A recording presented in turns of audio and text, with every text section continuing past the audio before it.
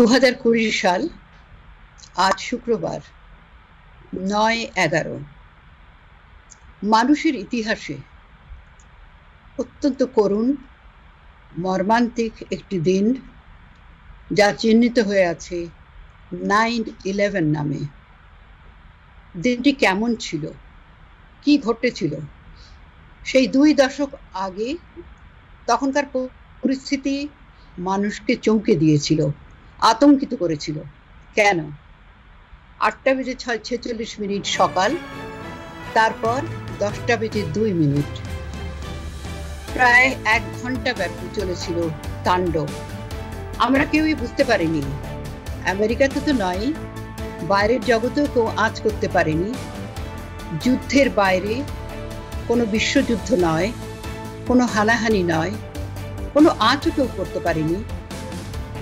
কেন এই মর্মান্তিক দুর্ঘটনা ঘটেছিল? আক্রমণ মানব জাতির ওপর, মানুষের বিরুদ্ধে মানুষের। সেই 9/11 স্মরণ করবো আজ আমরা। যারা এই 9/11-এ প্রাণ হারিয়েছেন তাদের আত্মার মাগফিরাত কামনা করে, আত্মার শান্তি কামনা করে, তাদের প্রতি বিনম্র শ্রদ্ধা জানিয়ে আজকের আলোচনা শুরু করছি। 2 দশক পেরিয়ে 9/11।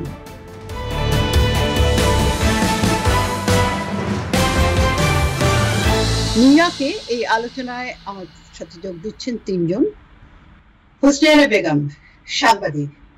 হুসনাইনা, আপনাকে স্বাগত জানাচ্ছি। সময় করে আমাদের সাথে যোগ দিচ্ছেন, ধন্যবাদ। নিউ ইয়র্ক থেকে যোগ দিচ্ছেন আর এক সাংবাদিক, আবু তাহের। তিনি সাংবাদিকতা করেন এবং ইলেকট্রনিক এবং লিখিত 2 দিকেই আছেন তিনি। আবু তাহের, আপনাকেও ধন্যবাদ সময় করে যোগ দেওয়ার জন্য। আছেন পুলিশের একজন কর্মকর্তা, বাঙালি, সুমন সাইদ। তখন উনি পুলিশের দায়িত্বে কর্মরত ছিলেন। তার দিনটি কিভাবে শুরু হয়েছিল সে কথাই শুনবো।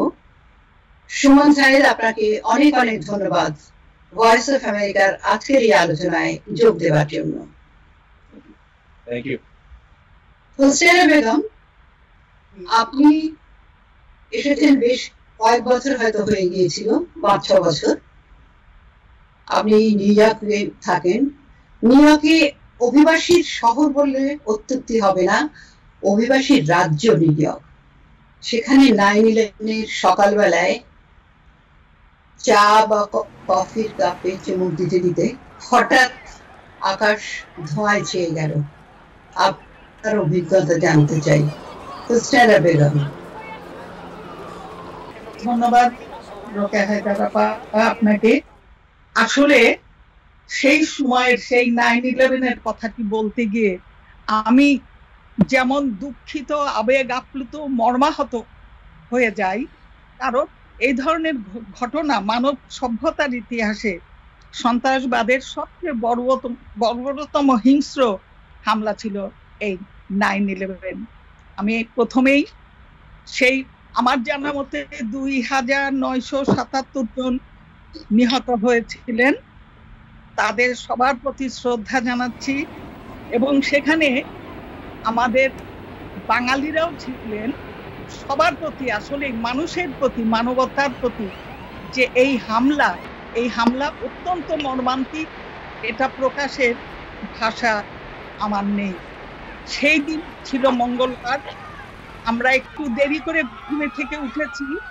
তখন আমার মেয়েদের একটি রেস্টুরেন্ট ছিল ম্যানহাটনে, ওই ওয়ার্ল্ড সেন্টারের কাছাকাছি। ফোন এসেছে। আমি ফোনটা ধরতেই চিৎকার শব্দ। কি হয়েছে? টেলিভিশন যখন আমি অন করলাম তখন দেখি 3য়বার সেই আঘাতটি সংঘটিত হয়েছে। আমি কিভাবে ব্যাখ্যা করব সেটা আসলেই আমার ভাবনায় আসছে না, কারণ আমার এই বয়সে এইভাবে যে একটি আক্রমণ হতে পারে, এই হামলার ফলে বিশ্বব্যাপী প্রবল পরাক্রমশীল আমেরিকার অভ্যন্তরীণ প্রতিরক্ষা ব্যবস্থার, প্রথমেই বলছি, কিছুটা দুর্বলতাও কিন্তু ধরা পড়ে, যার ফলে আমেরিকা প্রথমে আমরা জানি একটু পরের কথায় যাচ্ছি যে আফগানিস্তান আক্রমণ করে ধ্বংসস্তূপে পরিণত করে। রোকেয়া আপা, আমি ওই ঘটনায় মঙ্গল, বুধ, বৃহস্পতিবার আমি বাড়ি থেকে বের হয়েছিলাম। আমিও কিন্তু কিছুটা আক্রমণের শিকার হয়েছি, যেহেতু আমি মুসলমান। কিছু তরুণ চিৎকার করে আমাকে বলছে যে you Muslim, go back to your country. এদেশ যে আমারও দেশ, সে দেশ, সে কথাটি তারা ভুলে গিয়েছিল এবং তারা দৌড়ে তেড়ে আসছে আমার দিকে। ওই সময়ে আমার সেল ছিল না।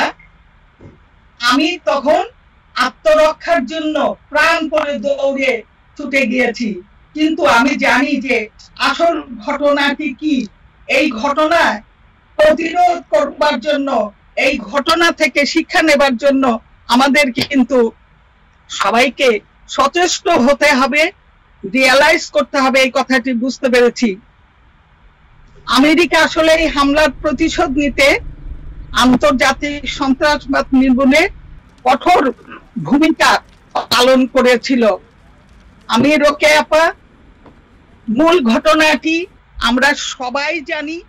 আমরা যদি মানবিক হই, মানবতা যদি আমাদের ধর্ম হয়, ব্যক্তিগত সকল ধর্মের উপরে উঠে মানবতা ধর্মকে যদি আমরা লালন করি, পালন করি, তাহলে আমরা সবাই খুব সহজেই কিন্তু বুঝতে পারি যে এই ঘটনাটি আসলে কেন হয়েছে, কি হয়েছে। কিন্তু কেন যেন আমার মনে হয় আমরা মুখে যত বড় কথাই বলি না কেন, অনেকেই ভেতরে ভেতরে ব্যক্তিগত একটা লোভ, লালসা, একটা অহমিকা আমাদের ভেতরে কাজ করে। আপনার কাছে আবার ফিরে আসছি। আমি যাব পুলিশের কর্মকর্তা সুমন সাইদের কাছে। সুমন, আপনি পুলিশের দায়িত্বে, নিরাপত্তা বাহিনীর দায়িত্বে নিয়োজিত আছেন। আপনি কোথায় আছেন, আপনি এখন কি করেন সেটা যদি বলেন, এখনকার আপনার বর্তমান যে পদ, তারপরে সেই বিগত দিনের বিষয়ে আপনার কাছে ফিরে যেতে চাই। আপনি এখন কোথায় আছেন? আসসালামু আলাইকুম। আবার অনেক অনেক ধন্যবাদ আপনাকে আমাকে সুযোগ দেওয়ার জন্য এই অনুষ্ঠানে। আমি সুমন সাইদ, আমি এখন এনওয়াইপিডি তে লিউটেন্যান্ট। 21 বছরের উপরে কাজ করতেছি এনওয়াইপিডি তে। আর আমরা যে সেপ্টেম্বর 11 নিয়ে বসছি এখানে, তখন আমি 1999 পুলিশ ডিপার্টমেন্টে জয়েন করেছি। 2001 তখন আমার শুধু 2 বছর হয়েছে। আবারও বললাম, এটা মঙ্গলবার ছিল, সকাল 7টা থেকে আমাদের ডিউটি শুরু হয়েছিল। কাজে গেছি, কাজে আমার ইভালুয়েশন, ওরা অ্যাডমিন লিউটেন্যান্ট, ওরা ইভালুয়েশন প্রসেস করতেছে, বলতেছে যে খুব ভালো কাজ করতেছে। এই সেই হঠাৎ খবর আসলো, যে রেডিওতে আসলো যে একটা প্লেন ওয়ার্ল্ড ট্রেড সেন্টারকে হিট করছে, প্রথম প্লেন। কিছু জানে না কি হইতেছে। তারপরে তো আমরা মানে মোবিলাইজেশন জন্য আমরা রেডি হইতেছি, কে যাবে কোথায়, কিভাবে যাবে, কি গাড়ি নিয়ে যাবে, এগুলো। তার মধ্যে আমাদেরও, আমি আমার পার্টনার, আমরা রেডি হইতেছি যে যাব। যখন রওনা দিছি, তখনই 2 নম্বর প্লেন হিট করলো। তখন বুঝতে পারলাম যে এটা অ্যাক্সিডেন্ট না, it's not a coincidence. Uncertainty একটা ফিলিং আসছে। আমার পার্টনার ছিল সেদিন হেইশিয়ান ইমিগ্রেন্ট, খুবই ভালো লোক, অফিসার মাইকেল থমসন। তখন আমিও নিজে একজন পুলিশ অফিসার ছিলাম। যখন আমরা 59 স্ট্রিট ব্রিজ, কুইন্স ব্রিজ এখন যেটাকে বলে আমরা অ্যাড ক্লাস ব্রিজ, দেখে উঠতেছি আমরা ওয়ার্ল্ড ট্রেড সেন্টারে যাবো, তখন ট্রাফিক পুরো শাটডাউন, আমরা যেতে পারি নাই। তখন ব্যাক করলাম, রোজভেল্ট আইল্যান্ড থেকে দেখতেছি কি হইতেছে। পুরা নিউ ইয়র্ক সিটি, তখন আমি অ্যাস্টোরিয়াতে কাজ করি, অ্যাস্টোরিয়া 114 প্রিসেন্টে কাজ করি। পুরা কমিউনিটি যেন লাগবে শাটডাউন হয়ে গেছে, কেউ পুলিশ কল করতেছে না, কেউ আবার মানে কমিউনিকেশন সিস্টেম শাটডাউন হয়ে গেছে, সেলফোন কাজ করতেছে না। Uncertainty was very painful. তো আফটার 20 এতদিন গেল, but wound is still fresh. আমরা বলে, সবাই রিপোর্ট বলে যে ওভার 2900 পিপল মারা গেছে। People are still dying from that. এটা থেকে এখনো 9/11 যে রিলেটেড ইলনেস, অনেক ক্যান্সার, ঠিক আছে। পুলিশ অফিসার মারা যায় সেদিন about 60, 40 police officer, NYPD police officer, over 60 police officer মারা যায়। ফায়ার ফায়ারে মারা যায় 347। কিন্তু এখন দেখেন আপনি over 241 police officers died. It's a cancer, 9/11 related cancer, directly related to 9/11, lung cancer, অথবা this other 9/11 related cancer. So the impact is এখনো আছে, মনটা is still fresh. আমাদের যে কমিউনিটি এবং আমি, it was, বললাম না 9/11 এর আগে যে আমি কাজ করছি, সবার সঙ্গে গেট অ্যালং করতে পারছি, অন্যান্য পিয়ার উই গেট অ্যালং, আমাদের কোনো সমস্যা হয় নাই। তখন মুসলমান পুলিশ অফিসার তেমন বেশি এটা ছিল না। এখন যে হারে বাংলাদেশি অফিসার, মুসলমান অফিসার এখন এভরি থানাতে আপনি পাবেন, তখন ছিল না। তখন আমি নিজেই জানতাম না আরেকজন বাংলাদেশি পুলিশ অফিসার আছে কিনা এনওয়াইপিডিতে। তখন বুঝলাম এটার পরেই যে কমপ্লিট অ্যাবাউট ফেস, অফিসাররা কথা বলা বন্ধ করে ফেলছে আমার সঙ্গে, ঠিক আছে। নাম ছিল, নেম প্লেটে ছিল মাহবুব, স্বাভাবিক। এটা তখন নিজের মধ্যে একটা ডাউট সৃষ্টি হয়ে গেছিল যে কি আমি তো তোমাদের মতো একজন, আমি নিজে একটা বুলেট প্রুফ ভেস্ট পরে কাজ করতেছি, আমি তো এটা করি নাই, কিন্তু আমার সঙ্গে এই যে মানে এই যে আচরণ পাল্টে গেল আপনার প্রতি। হ্যাঁ হ্যাঁ, এটা আসলে সুমন, আমি যেটা জানতে চেয়েছিলাম, এটা তো আচরণ পরিবর্তন হয়েছিল, আচমকা এই ধরনের একটা নৃশংস হামলা যে হতে পারে, বিমান চালিয়ে টুইন টাওয়ার ধ্বংস করা হলো, পেন্টাগনে আঘাত করা হলো, পেনসিলভানিয়াতে বিমান ভূপাতিত করা হলো, সবকিছু মিলিয়ে একটা মানে হত্যাযজ্ঞ চলেছিল তখন। আমি এবার সাংবাদিক আবু তাহেরের কাছে যাব। আবু তাহের দীর্ঘদিন ধরেই নিউ ইয়র্কে থাকেন এবং সাংবাদিকতা করেন। আবু তাহের, আপনার কাছে আমি জানতে চাইবো, সেই সময় আমরা যেমন জানি যে আপনি নিউ ইয়র্কে বাস করলেও ওই মুহূর্তে আপনি 9/11 এর সেই সকালে আপনি কিন্তু বাংলাদেশে ছিলেন, এবং আপনি যখন হঠাৎ করে জানতে পারলেন যে কি ঘটছে, সেখানে কি হচ্ছে, অবশ্যই একজন সাংবাদিক হিসেবে আপনি তখন টেলিভিশনের পর্দা দেখা শুরু করলেন, ইন্টারনেটে খবর জানা শুরু করলেন, হয়তো টেলিফোন করার চেষ্টা করেছিলেন, কারণ আপনার পরিবার, বন্ধু বান্ধব অনেকেই তখন নিয়ে ওকে, এবং আপনি সেই যেখানে এই দুর্ঘটনা হলো, যে আক্রমণ, সন্ত্রাসী আক্রমণ চালানো হলো, তার কাছাকাছি আপনি থাকতেন। আবু তাহের, আপনার কাছে জানতে চাই যে প্রাথমিক আপনার প্রতিক্রিয়া কি ছিল? আপনি কি ভেবেছিলেন তখন সেই মুহূর্তে যে প্রায় 3000-এর মতো মানুষ কোনো যুদ্ধ বিগ্রহ ছাড়া নৃশংসভাবে মারা গেল বিমান হামলায়, সন্ত্রাসীদের হাতে? কি মনে হয়েছিল আপনার? ব্যাপারটা হলো যে এটা এতই আকস্মিক এবং কোন ধরনের পূর্ব সতর্কতা অথবা কোন ধরনের মানে সন্দেহ ছাড়া এমন আকস্মিক ঘটনা ঘটেছিল যে আপনি জানেন যে প্রথমে আমরা নিজেরা সবাই মানে অনেকটা দিশেহারা, স্তম্ভিত হয়ে গিয়েছিলাম যে এটা কি হলো, যে এটা কারা করলো, কিভাবে হলো। প্রথমে যখন একটি প্লেন আক্রমণ করলো, সেকেন্ড অ্যাটাক হওয়ার পরেই তখন সন্দেহ হলো, যেটা সুমন ভাই বলেছেন আগে, যে ইট ইজ নট অ্যাক্সিডেন্ট, এটা একটা অ্যাটাক। তো তখন সর্বপ্রথম একজন সাংবাদিক হিসেবে প্রশ্ন আসছে যে এটা কারা করতে পারে, কেন অ্যাটাক? এই ধরনের অ্যাটাকের যে আপনি দেখেন পৃথিবীতে অনেক যুদ্ধ বিগ্রহ, মারামারি, একটা আক্রমণ, পাল্টা আক্রমণ হয়েছে, কিন্তু এই যে ধাঁচ, যে প্লেন দিয়ে মানে সুইসাইড করে একটা আঘাত, এই ধরনের ঘটনা তো পৃথিবীর ইতিহাসে আর কখনো ঘটে আমরা দেখি নাই, যেটা প্লেন নিয়ে ঢুকে যাওয়া একটা বিল্ডিং এর মধ্যে এবং নিজেদের আপনার উদ্দেশ্য চরিতার্থ করার জন্য বা কাউকে অ্যাটাক করার জন্য। So that was first shocking.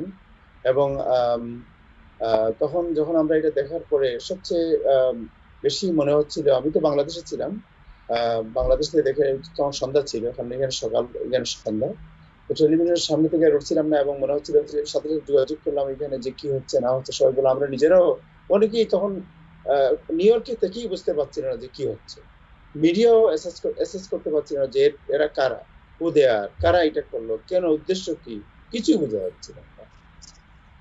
So আমরা জাস্ট পরিস্থিতি এবং সংবাদ শুনছিলাম যে ঘটনা ঘটেছে, মানুষ মারা যাচ্ছে, ফুটতেছে, ধোঁয়া উঠছে, চতুর্দিকে পুলিশের সাইরেন, ফায়ার ব্রিগেডের সাইরেন, মানে একটা মনে হচ্ছিল একটা যুদ্ধের একটা ভয়াবহ বিধ্বস্ত, মানে কিয়ামতের মতো অবস্থা মনে হচ্ছিল এই জায়গায় কেন্দ্র করে, এবং যেভাবে ভবন ধসে পড়ছিল। এটা আমার মনে হয় যে যারা এটা দেখেছেন তারা তাদের জীবনের যে ইতিহাসের যে, আমি যদি বলি যে ইতিহাসের বাকি, রাইট, বিশাল একটি ঘটনা, কারণ এটা নজিরবিহীন। সেটা হয়। এবং আমি এরপরে যদি আমার সুযোগ থাকে আমি বলবো যে আমি নিউ ইয়র্কে ফিরে আসার পরে আমি তখন আমি long island near to Manhattan, আমি আমাদের কমিউনিটির উপরে ইম্প্যাক্টটা কি হয়েছিল সেটা আমি প্রত্যক্ষ করেছি, যে 9/11 and aftermath and backlash আমাদের কমিউনিটির উপর কি হয়েছিল সেটা আমি আমার নিজের চোখে দেখেছি। আমি অন্য রিপোর্টের উপর দেখেছি। সেদিন আমি ছোট্ট করে বলি যে সেদিন সকালে আমাদের অফিসের টাইম, আমরা ভয়েস অফ আমেরিকাতে সবাই আসছি, এবং আমিও ঠিক পেন্টাগনের ওই ব্রিজটা পেরিয়ে, পোটোম্যাক নদীর উপরে যে ব্রিজটা আছে সেটা পেরিয়ে ভার্জিনিয়া থেকে ওয়াশিংটনে এলাম। এবং আসবার সময় কিন্তু ব্রিজটা পার হতে হতে দেখলাম যে বেশ আকাশটা রাঙা, রোদ ঝলমলে আকাশ।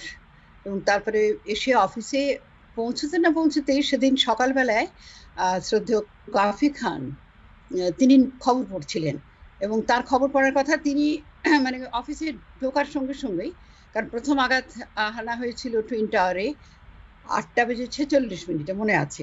তো অফিসে যখন এলাম তখন দেখছি যে কাফি ভাই খবর পড়বেন এবং তার সামনে টেলিভিশনটা খোলা। তিনি বললেন, উফ দেখো তো এই বিমানটা উড়লো, প্লেনটা উড়ে গিয়ে টুইন টাওয়ারে ধাক্কা খেল, দেখো দেখো। আমরা সবাই তখন যারা কাজ করছিলাম টেলিভিশনের সামনে গিয়ে দাঁড়ালাম এবং সত্যি আশ্চর্য হলাম যে এটা কেমন করে সম্ভব যে বিমান উঠলো নিউ ইয়র্ক এয়ারপোর্ট থেকে, জেএফকে বা লাগাদিয়া থেকে গিয়ে টুইন টাওয়ারে ধাক্কা খেলো। এবং তার বোধহয় 20 মিনিটেরও কম সময় পর আর একবার যখন ধাক্কা গেল, কাফি ভাই বললেন, না এটা তো মোটেও ভালো মনে হচ্ছে না, দেখো দ্বিতীয় আর একটা প্লেন গিয়ে টুইন টাওয়ারে আবার আঘাত এনেছে, এবং টুইন টাওয়ার আস্তে আস্তে আস্তে আস্তে গলে গলে পড়ছে মনে হচ্ছে। আমরা তো অবাক হয়ে গেলাম। তার মধ্যেই হই হই করে খবর এলো পেন্টাগনের বিমান হামলা।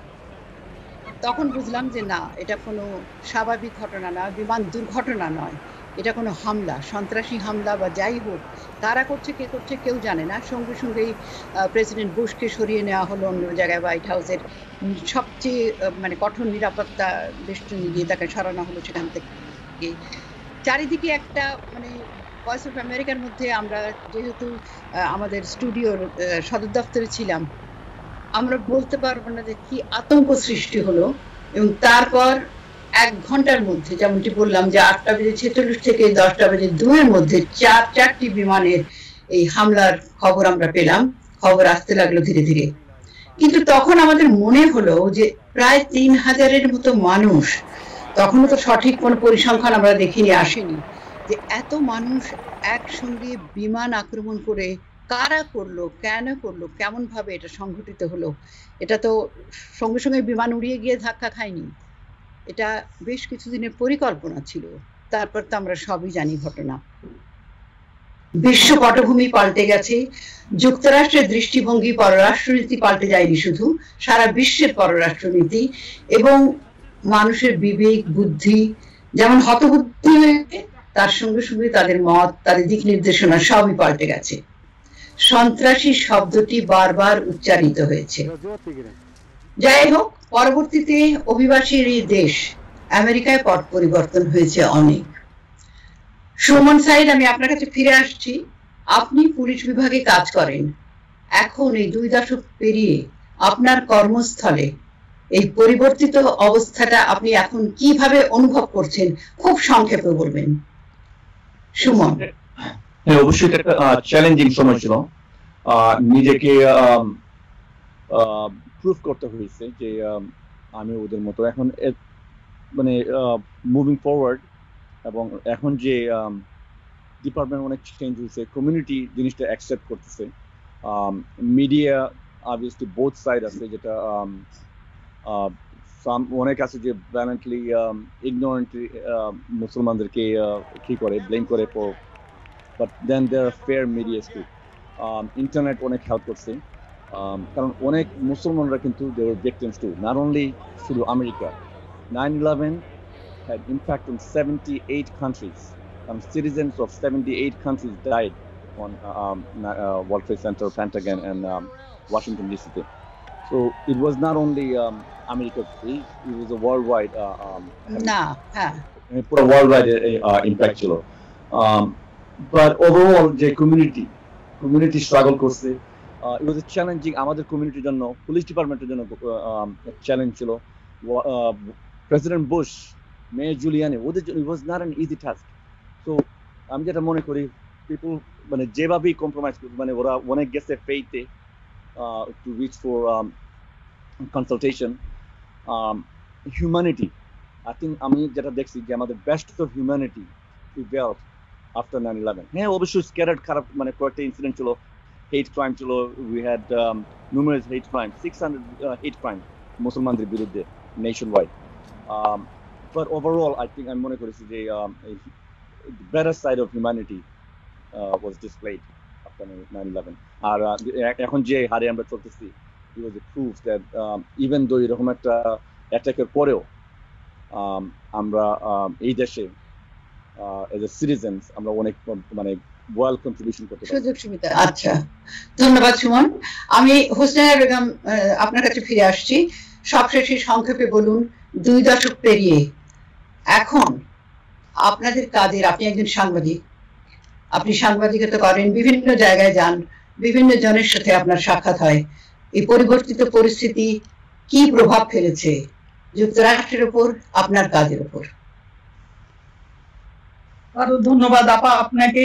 আসলে একটি ঘটনা যখন ঘটে তার কিন্তু 2 ধরনের প্রভাব পড়ে, নেগেটিভ আর পজিটিভ। আমরা মনে হয় এই 2 দশক পরেও, এতদিন পরেও ঠিক পজিটিভ দিকটা দেখতে তো অবশ্যই পাই। এই প্রসঙ্গে ছোট্ট একটি কথা বলি। এই সময় যখন দৌড়দৌড়ি করছিলাম তখন জ্যাকসন হাইটসের ওইখানে দ্বিতীয় বিশ্বযুদ্ধের একজন যোদ্ধা, ওনার নাম লাস্ট নেম রবার্ট, আমি তাকে নানা ডাকতাম, রব নানা। উনি আমাকে কিন্তু একদিন দেখে জড়িয়ে ধরেছিলেন, কোনো ভয় পেও না, আমরা সবাই খারাপ নই, তোমরাও সবাই খারাপ নও। তো এই কথাটি আসলে খুবই মূল্যবান কথা। কিন্তু এখন বিশ্লেষণ করতে গিয়ে অন্তর্নিহিত অনেক কিছু কিন্তু আমরা অনুভব করতে পারি, উদ্ঘাটন করতে পারি। কিন্তু আমি সবচেয়ে বড় একটি মানে আমার যে অনুভূতি সেটা বলতে চাই, আসুন না আমরা সবাই মানবিক হয়ে উঠি। আমাদের 2টি হাত, 2টি পা, মস্তিষ্ক থাকলে আমরা মানুষ নই। মানুষহীন মানুষ হয়ে এই বিশ্বকে আসলে কোনো মঙ্গল করা যাবে না। এই বিশ্বকে শান্তি মঙ্গল দিয়ে আমরা সুস্থ সুন্দর, আমি 1 মিনিট সময় দিলে ওই সময় নিউ ইয়র্কের একজন তখন তরুণ একজন কবি একটি কবিতা লিখেছিল, আমি ছোট্ট শেষের একটু পড়ছি। হ্যাঁ, আজ মঙ্গলবার 11 সেপ্টেম্বর 2001, গতকালও ভাবিনি আজ আমাকে ঢুকতে হবে গর্তে, তছনছ আমার ভাবনা, নারী ভুঁড়ি উল্টে আসার মতো কষ্ট, নিজের চামড়ায় অসহ্য যন্ত্রণা, অমঙ্গলের ঘন্টি বাজে বাতাসে, আমি কুকুর হতে চাই, কাক কিংবা বিড়াল, যা খুশি তাই, নর্দমার ময়লা পোকাও ঢের ভালো। হে ঈশ্বর, আমার বিভৎস কুৎসিত চেহারা ঢেকে দিন, কুকুর বেড়াল কিংবা কাক, যা খুশি আপনার, আমি তাই হতে প্রস্তুত। মানুষ হবার এই লজ্জা আমি ঢাকতে পারি না কিছুতেই। তাই আজকের এই দিনে আমার আহ্বান, একজন অতি ছোট্ট একজন মানুষ হিসেবে আমার আহ্বান থাকবে, আসুন না আমরা সবাই সত্যিকার অর্থে মানুষ হয়ে উঠি। মানুষ হওয়ার জন্যই আমাদের যেন সমস্ত প্রাণান্তকর যে সংগ্রাম সেটা অব্যাহত থাকে। আমি আবারও সকল সেদিনে নিহত সকল বাঙালি এবং সমস্ত নিহতদের প্রতি গভীর শ্রদ্ধা আমি জ্ঞাপন করছি। এই শ্রদ্ধা তাদেরকে যেন আসলে পরপারে শান্তিতে থাকতে দেয় এবং আমাদেরকে একটি নতুন একটি শিক্ষা গ্রহণে উদ্বুদ্ধ করে। আমরা সবাই মানুষ হই, আমরা মানবিক প্রেরণায় উদ্বুদ্ধ হয়ে উঠি। ধন্যবাদ হোসনা, আপনাকে অনেক অনেক আমাদের সঙ্গে থাকার জন্য। আমি সবশেষে আবু তাহেরের কাছে যাচ্ছি। আবু তাহের, আপনি ফিরে এলেন নিউ ইয়র্কে, আপনার সেই সময়কার অনুভূতি আর 2 দশক পেরিয়ে আজ আপনি কি মনে করেন, খুব সংক্ষেপে যদি বলেন। ফিরে আসার পরে তো আমি তো আপনাকে আগেই বলেছি যে আমি লং আইল্যান্ড সিটি থাকি, যেটা একেবারে অপোজিট অফ টুইন টাওয়ার। যেটা আমার কাছে মনে হতো যে পুরো নিউ ইয়র্ক সিটির যে নিউ ইয়র্ক সিটি শুধু না, যুক্তরাষ্ট্রের একটা সৌর্য বীর্য, তার যে ঐতিহ্য, তার যে শক্তি, এটা একটা আমার কাছে মনে হয় সিম্বলিক টাওয়ার ছিল আপনার ওয়ার্ল্ড ট্রেড সেন্টার। যখন ওয়ার্ল্ড ট্রেড সেন্টার পড়ে গেল, এসে দেখলাম শুধু ধোঁয়া উঠছে, কিন্তু রাতে যখন অথবা দিনে যখন আমি আমার বাসা থেকে ম্যানহাটন পুরোটা দেখা যায়, আমি যখন দেখতাম তখন আমার হচ্ছে খুব নিজেকে খুব মানে মনে হতো সব শূন্য হয়ে গেছে, ম্যানহাটনের সেই ম্যানহাটন আর নেই, কি যেন নাই, ম্যানহাটনের যে একটা নিশ্চিন্নতা, তার যে একটা বিউটি এবং তার যে প্রাইড ছিল, এই প্রাইড যেন আপনার ভেঙে পড়ে গেছে। এটা আমার কাছে মনে হতো সবসময়। এখনো আমি যখন নতুন টাওয়ারের দিকে থাকি, কিন্তু আগের টাওয়ারের যে আপনার যে ফ্লেভার আমাদেরকে যেভাবে উজ্জীবিত করবে, সেই ফ্লেভার আমি এখনো পাই। 2 নম্বর যেটা আপনি বলেছেন যে হ্যাঁ, এবং এটা সবাইকে খুবই ডিপ্রেস করে দিয়েছিল আমাদেরকে, যে কি হবে আমাদের। একটা হচ্ছে যে পুরো ঘটনা, আর একটা হচ্ছে যে এজ এ কমিউনিটি আমাদের উপরে ইম্প্যাক্ট। সেই ইম্প্যাক্টটা আমি যেটা দেখেছি এজ এ জার্নালিস্ট, যে আমার মনে আছে যে সালাউদ্দিন সাহেব উনি নিজে মারা গিয়েছেন সেই টুইন টাওয়ারে, ওনার ওয়াইফ প্রেগনেন্ট ছিলেন, এবং ওনার ইন্টারভিউ আমি করেছিলাম। সো উনি যেটা বলেছিলেন যে আমি যখন টুইন টাওয়ারের দিকে যাচ্ছিলাম, আমার হাজবেন্ড যেখানে মারা গিয়েছেন সেখানে দেখতে যাচ্ছিলাম, উনার মাথার মধ্যে স্কার্ফ ছিল, উনাকে দেখে উনার হাজবেন্ড মারা গিয়েছেন বা উনি কিভাবে ভিকটিম হয়েছিলেন সেটা উনি বলেছিলেন। এস্টোরিয়া ছিল, যেটা সুমন ভাই আগে বলেছিলেন, 114 এ কাজ করতেন। Astoria was the hub of Bangladeshi community. আমরা রিপোর্ট করেছিলাম যে এস্টোরিয়া হচ্ছে মিনি বাংলাদেশ। আমার মনে আছে হেডলাইন ছিল এস্টোরিয়া, আমি নিজে রিপোর্ট করেছি, এস্টোরিয়া মিনি বাংলাদেশ এস্টোরিয়া। সেই এস্টোরিয়াতে আপনার আফটার 9/11 যে পুরো কমিউনিটি যেন হঠাৎ করে আপনার হারিয়ে গেল। আমাদের বাংলাদেশি কমিউনিটি সবাই ইয়ে হয়ে গেল। নিউ ইয়র্ক টাইমস বিশাল রিপোর্ট হয়েছিল যে বাংলাদেশি কমিউনিটি কিভাবে এইখান থেকে আপনার আস্তে আস্তে সরে গেল এবং কেন সরে গেল, এবং তারা যে আস্তে আস্তে শুধু নিউ ইয়র্ক না, নিউ ইয়র্কের বাইরে চলে গেল, মিশিগানের দিকে চলে গেল, অন্যান্য জায়গায় চলে গেল। তারপরে যে নিবন্ধন, মুসলিম নিবন্ধন যেটা প্রেসিডেন্ট বুশ করেছিলেন, সেই নিবন্ধনের সময় আমাদের কমিউনিটিতে কি ধরনের ভীতি কাজ করেছে সেটা আমি দেখেছি। সো মুসলিম কমিউনিটি বিশেষ করে যারা এই ঘটনার পরে ব্যাকলাশটা তাদেরই বেশি হয়েছিল, এই কমিউনিটির যে আতঙ্ক এবং তাদের যে অনিশ্চয়তা সেটা আমি দেখেছি। বাট এটা যদি আপনি বলেন যে এটা পজিটিভ সেক্টর, তাহলে এটা বলবো যে মুসলিম কমিউনিটি এইটা থেকে ঘুরে দাঁড়িয়ে তারা বুঝতে পেরেছে যে তাদের যে বিশ্বাস, যে তাদের ধর্ম এবং বিশ্বাস, এটার রিয়েল স্পিরিটটা কি, যেটা বলেছেন যে মানবিকতার যে স্পিরিট, এই স্পিরিট তাদের রিলিজিয়নের কি, এবং এইটাকে কিভাবে বিকশিত করা যায় নতুন প্রজন্মের মধ্যে, তাদের মধ্যে। এবং আমাদের ইমাম যারা আগে দাঁড়িয়ে শুধু একটা আরবি খুতবা করতেন, তারাও তখন অনুভব করলেন যে এখন এই আর সময় নেই, আমার সময় এসেছে, এই সময়ের মধ্যে আমাদেরকে মেসেজ দিতে হবে যে এই আমেরিকান সোসাইটিতে আমরা কি অবস্থান করি, আমাদের কন্ট্রিবিউশন কি হবে এই সোসাইটিতে। তো আমার মনে হয় যে সব মিলিয়ে যে পজিটিভ যে সাইডটা হচ্ছে মুসলমানরা অনেক ওপেন হয়েছেন, এবং তারা কি সেটাও তারা আমেরিকানদের সাথে তুলে ধরতে পেরেছেন, এবং আমেরিকান পলিটিশিয়ানরাও অনেকেই বুঝতে চেষ্টা করেন যে আসলে এই যে সন্ত্রাস, টেরোরিজম মানেই যে মুসলিম আর ইসলাম, is it true or there is something যেখানে মানবিকতা আছে এবং এটাকে অপব্যাখ্যা, এই জিনিসটা আমরা যে পার্থক্যটাও বুঝতে সাহায্য করেছে 9/11 এর। ধন্যবাদ আপনাদের তিনজনকেই, হোসনাইরা বেগম, সুমন সাঈদ, আবু তাহের, আজকে সময় করে আপনারা যোগ দিলেন ভয়েস অফ আমেরিকার বাংলা স্ট্রিম আলোচনায় 9/11 2 দশক পেরিয়ে। আমরা আশা করছি আমাদের শ্রোতা দর্শক আপনাদের কাছ থেকে অনেক কিছুই শুনলেন, ইতিবাচক অনেক কিছু জানতে পারলেন, যে শুধু একটি নৃশংস হামলা থেকে তার যে অন্ধকার দিকটা থাকে সেটাই নয়, আমরা আবার মানুষ হওয়ার, সত্যিকার অর্থে প্রকৃত অর্থে মানুষ হওয়ার সংকল্প নিয়েই আগামীতে এগিয়ে যাব। আগামী প্রজন্ম সবাই মিলেমিশে এই অভিবাসীর দেশ যুক্তরাষ্ট্রে বসবাস করবে, নতুন করে গড়ে তুলবে তাদের স্বপ্নের জীবন, সেটাই আশা করছি। আর 9/11-এ যারা প্রাণ হারিয়েছেন তাদের আত্মার শান্তি কামনা করে আজকের আলোচনা আমরা এখানেই শেষ করছি। সবাই ভালো থাকুন, নিরাপদে থাকুন, সুস্থ থাকুন।